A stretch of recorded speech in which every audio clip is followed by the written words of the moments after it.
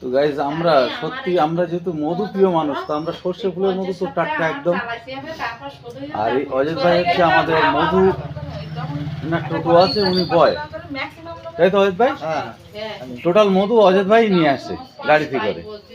তো এই অজিত ভাই যখনই আসে বা আমার বাগানে যখনই যায়, মধু ওনাকে আমি খাইয়ে দেওয়ার ছাড়ি, খাও। এই সকালে মধু প্রত্যেকেই খান।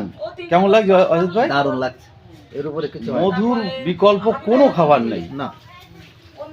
মধু মধুই। তো যেটা আমাদের সত্যি মধু যার যার দারুণ লাগছে খেতে। তো আপনারাও খান, হ্যাঁ সবাই দারুণ লাগছে খেতে। সুস্থ থাকুন, ভালো থাকুন নাকি? হ্যাঁ দেখুন প্রত্যেকেই খাবেন। আর মধুর কিন্তু গুণাগুণের কোনো শেষ নেই, এটা আমি বারবারই বলেছি।